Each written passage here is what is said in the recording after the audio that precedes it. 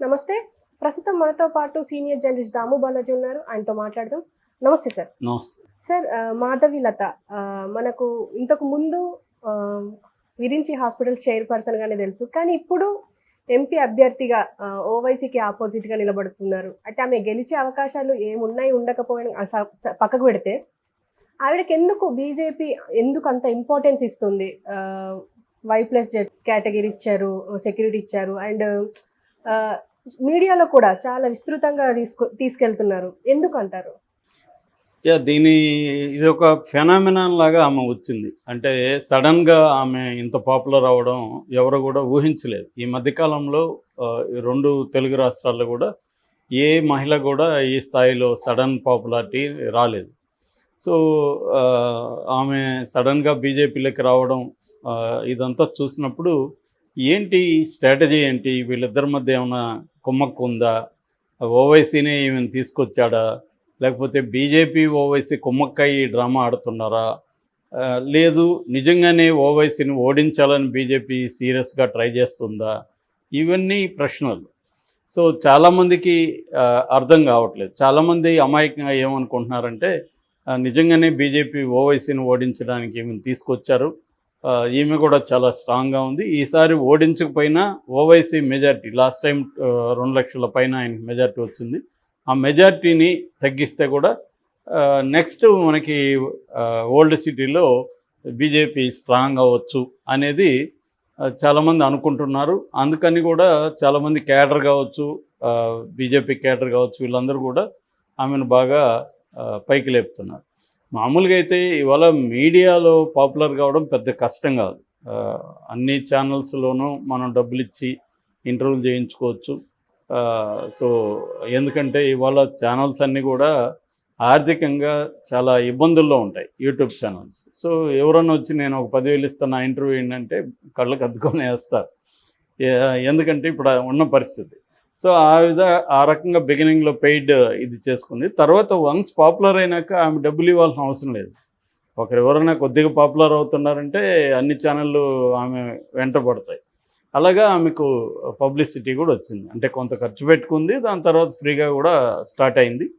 So అలాగా ఆమె popular అవుతూ వచ్చింది. అయితే జనంలో తీసుకున్నప్పుడు ఆమె ఓల్డ్ సిటీలో ఎప్పటి నుంచో ఎన్జిఓ కొన్ని 2-3 ఆర్గనైజేషన్లు ఉన్నాయి, లోపాముద్ర ఫౌండేషను అలాంటి సంస్థలు పెట్టి ఆమె మహిళల కోసం, ఇప్పుడు మాకు కూడా ఒక ఎన్జిఓ ఉంది, మా వైపు పనిచేస్తుంది, తను కూడా ముస్లింల్లో పనిచేస్తుంది. అంటే ముస్లిం ఉమెన్లో పూర్ ఉమెన్లో హిందూ ఉమెన్ కంటే కూడా చాలా ఎక్కువ ప్రాబ్లమ్స్ ఉంటాయి. ఎందుకంటే ఆ మెన్ ఎక్కువగా చిన్న చిన్న పనులు చేస్తుంటారు, ప్లంబింగు, చిన్న చిన్న ఆటో డ్రైవర్సు ఇలాంటివి. రెండోది వాళ్ళకి డ్రింకింగ్ హ్యాబిట్ ఉంటుంది.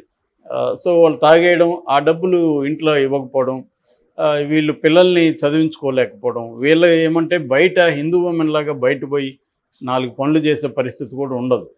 సో అందువల్ల వాళ్ళకి కొంత బయట సపోర్ట్ కానీ ఇస్తే, ముఖ్యంగా టైలరింగ్ కావచ్చు, బ్యూటీషియన్ కోర్స్ కావచ్చు, ఇట్లాంటివి లోకల్గా వాళ్ళు చేసుకోగలిగిన చిన్న చిన్న వృత్తులు అవి కానీ లైవ్లీహుడ్ చూపిస్తే వాళ్ళు చాలా కృతజ్ఞతతో ఉంటారు. అలాగే ఈమె కూడా ఓల్డ్ సిటీలో ఎప్పటి నుంచో ముస్లిం ఉమెన్లో పనిచేస్తున్నారు. వాళ్ళ ఫ్యామిలీ తరఫున 2-3 ట్రస్టులు ఉన్నాయి, అవి పనిచేస్తున్నారు. మామూలుగా కూడా ఒక ప్రైవేట్ కంపెనీస్ ఉన్నప్పుడు CSR అంటారు, అంటే కార్పొరేట్ సోషల్ రెస్పాన్సిబిలిటీ అనేది ఖచ్చితంగా చేయాలనేది మ్యాండేటరీ అనమాట. సో వీళ్ళకి సాఫ్ట్వేర్ కంపెనీ ఉంది, విరించి హాస్పిటల్ ఉంది, ఇంకొన్ని వేరే వ్యాపారాలు కూడా ఉన్నాయి. కాబట్టి వాళ్ళు కూడా CSR తరఫున కొంత ఫండ్ పెట్టాలి. ఆవిడ ఆ పని ఎప్పటి నుంచో చేస్తుంది, ఎడ్యుకేషన్లోనూ పెడుతుంది, ముస్లిం పిల్లలకి వాళ్ళకి ఎడ్యుకేషన్ ఇవ్వడం అవన్నీ. సో అందువల్ల ఓల్డ్ సిటీలో ఆమె కొంత పట్టుంది, అందుకనే బీజేపీ ఆమెను సెలెక్ట్ చేసుకుంది. అయితే ఇప్పుడు వచ్చే ప్రశ్న ఏంటంటే బీజేపీ ఎందుకు ఇంత నేషనల్ లీడర్లు కూడా ఆమెను పైకి లేపుతున్నారు, ఆమెకు Y+ సెక్యూరిటీ ఇచ్చారు, ఆమెకు విపరీతంగా మీడియాలో హైప్ వచ్చే విధంగా చూసుకుంటున్నారు, దీనికి కారణం ఏంటి అని ఆలోచించినప్పుడు దీన్ని హైదరాబాదులో నుంచి మాత్రమే చూడకూడదు, మొత్తం దేశవ్యాప్తంగా మనం కానీ చూస్తే దేశవ్యాప్తంగా ఓవైసీ బీజేపీకి బి టీం అనేది అందరికీ తెలుసు. నిజానికి ఇక్కడ మర్చిపోతున్నారు, కానీ ఇష్యూ చూసేటప్పుడు ఈ ఇష్యూని బ్రాడర్గా చూసినప్పుడు మనకి నేరో స్పేయర్లో ఏం జరుగుతుందో అర్థమవుతుంది. మోడీకి ఓవైసీ బి టీం లాగా పనిచేస్తున్నాడు. అందుకని ఆయన ఇక్కడేమో తెలంగాణలో ఏమో హైదరాబాద్ చుట్టుపక్కల తప్ప ఇంకెక్కడ పోటీ చేయడు. తెలంగాణలో ఉన్న రాష్ట్రంలో ఏమో ఎక్కడ పోటీ చేయరు. ఆ 7-8 నియోజకవర్గాల్లో ఎమ్మెల్యేగా చేస్తారు. ఒకే ఒక ఎంపీగా హైదరాబాద్ నుంచి వస్తూ ఉంటారు.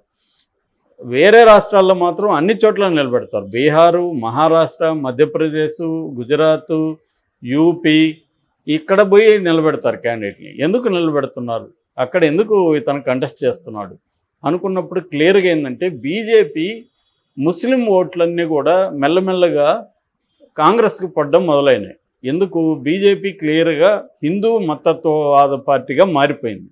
అది కూడా హిందూ మతం మీద బీజేపీకి ఏదో ప్రేమ ఉందని నేను అనుకోవట్లేదు. అది రాజకీయ పరంగా అది ఏం చేసిందంటే హిందూ మెజారిటీ ఉన్నారు కాబట్టి దీన్ని మనం కానీ పైకి లేపగలిగితే, ఆ మత భావాలని కానీ పైకి లేపితే ఈ మొత్తం సమూహం ఓట్లు మనకు పడతాయి అనేది ఎప్పటి నుంచో వాళ్ళ ప్లాన్ అది.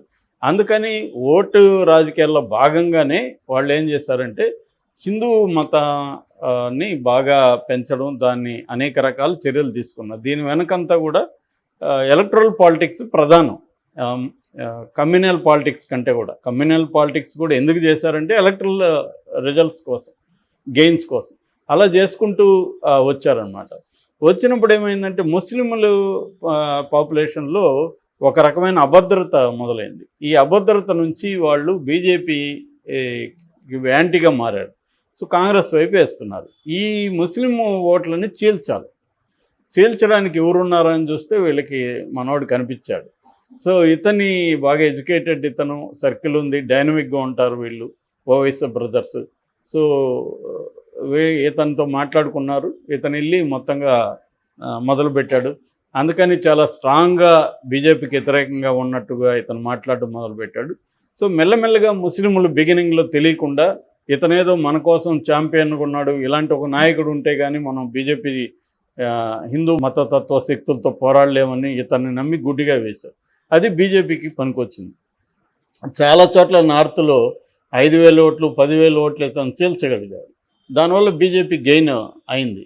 సో ఇది వాళ్ళు ట్రై చేస్తున్నారు. అయితే మెల్లగా ఏమైందంటే ముస్లింల్లో కూడా ఒక అభిప్రాయానికి వచ్చారు వాళ్ళు కూడా. ఈ ఓవైసీ దొంగగా ఉన్నాడు, ఇతను మన వైపు ఉంటున్నట్టే నటిస్తూ బీజేపీకి ఉపయోగపడుతున్నాడు అన్న విషయం అర్థం చేసుకొని మెల్లగా వాళ్ళు మళ్ళీ కాంగ్రెస్ వైపు వెళ్ళడం మొదలుపెట్టారు. ఫర్ ఎగ్జాంపుల్ కర్ణాటకలో ఈసారి ముస్లిం పాపులేషన్ అంతా కూడా కాంగ్రెస్కి వేశారు. అంతకుముందు అక్కడ జనతాదళకు కొంత ఉండేవాళ్ళు, వాళ్ళు కూడా ఈసారి అర్థం చేసుకొని జనతాదళకి ఓట్లు వేయడం వల్ల ఉపయోగం లేదు, కాంగ్రెస్కి వేస్తున్న ఉపయోగం కాంగ్రెస్కి వేశారు.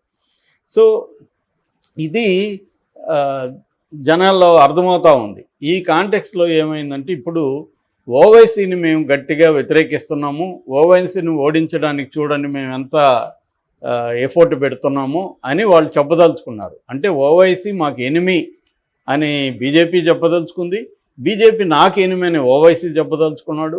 అందుకని ఈమెకి పెద్ద ఇంపార్టెన్స్ ఇచ్చి దీన్ని నేషనల్ ఇష్యూ లాగా మార్చేసి హైదరాబాద్లో ఓవైసీని ఓడించడానికి మేము ఎంత పెద్ద కృషి చేస్తున్నాం చూడండి అని చెప్పడం తప్ప ఇది కంప్లీట్గా డ్రామా.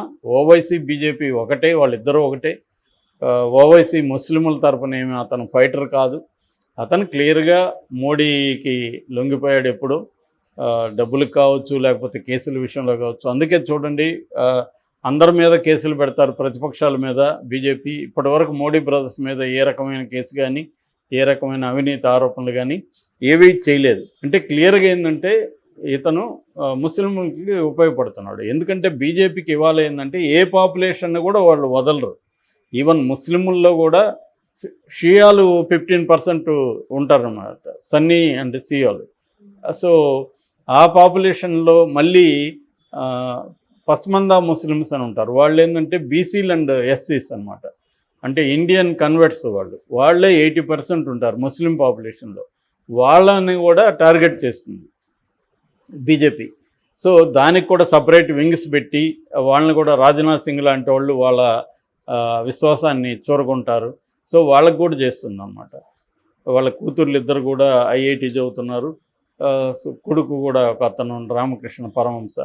సో వాళ్ళకి ఏమీ బీజేపీ ఐడియాలజీతో ఎప్పుడేమీ సంబంధాలు లేవు. కానీ ఆమె వాళ్ళకి ఇప్పుడు బాగా పనికొచ్చింది. ఆమెకు కూడా అది బాగుంది. ఆమెకి ఏమీ ఇప్పుడు హౌస్ వైఫ్, పిల్లలు పెద్దోళ్ళు అయ్యారు, కొంత బిజినెస్లు సెట్ అయ్యాయి.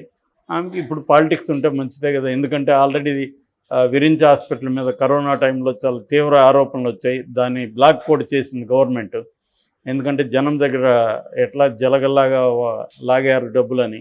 అట్లాంటిది ఆమె వచ్చి ఇప్పుడు నీతులు మాట్లాడుతూ చెప్తుంటే కామెడీగా ఉంది చాలామందికి. ఆ కామెడీ వల్ల కూడా ఆమె పాపులర్ అయింది. నిజానికి ట్రోల్స్, నెగిటివ్ ట్రోల్స్ కూడా ఆమె మీద విపరీతం ఉన్నాయి.